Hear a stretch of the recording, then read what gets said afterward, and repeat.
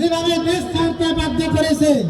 আমরা আজকের এই সমাবেশ থেকে ডক্টর ইউনূস সরকারকে আহ্বান জানাতে চাই, আপনারা আপনাদের প্রতি শ্রদ্ধা বুঝে বলতে চাই, জামাতের এই গণদাবি আপনারা মেনে নিয়ে আবার সুষ্ঠু নির্বাচনের লক্ষ্যে লেভেল প্লেইং ফিল্ড আপনারা চালু করেন। মাসে তো আপনি যে নির্বাচনের নীল নকশা এঁকেছেন তা ভেস্তে যাবে, কোনো বাস্তবায়ন হবে না।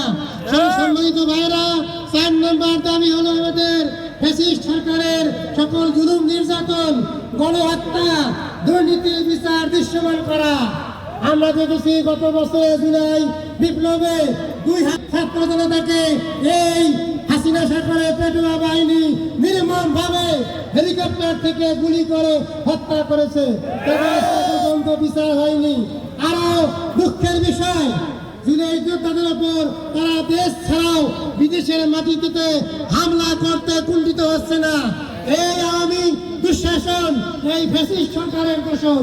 আওয়ামী আসলে যাত্রা যে জঙ্গি, ওরা সন্ত্রাসী, এতে কোনো আর। এজন্য আমরা আহ্বান জানাচ্ছি, আজকে এই প্রোগ্রাম থেকে ফ্যাসিস্ট সরকারের সকল জুলুম নির্যাতন, গণহত্যা, দুর্নীতির বিচার দৃশ্যমান হতে হবে।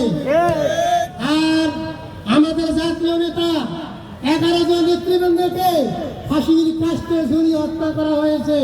তার সহযোগী সংগঠন হলো এদেশের আরেকটা দাহিয়া সংগঠন জাতীয় পার্টি। এই জাতীয় পার্টি স্বৈরাচারের দোষর সহ ছাত্র দলের রাজনীতিকে চিরতরে বাংলার জমিন থেকে নিষিদ্ধ করতে হবে। আমাদের এই 5 দফা গণদাবি, এটা আমাদের প্রাণের দাবি, এটা জল ঢাকার দাবি নয়, এটা গোটা দেশের দাবি। আমরা সরকারকে আহ্বান জানাবো, আমাদের দাবিগুলোর সাথে আপনারা ঐক্যমত পোষণ করে দাবিগুলো মেনে নিন, তারা সহায়তা পাবেন। আমি শেষ করে দিচ্ছি, আমাদের আমিরে জামাত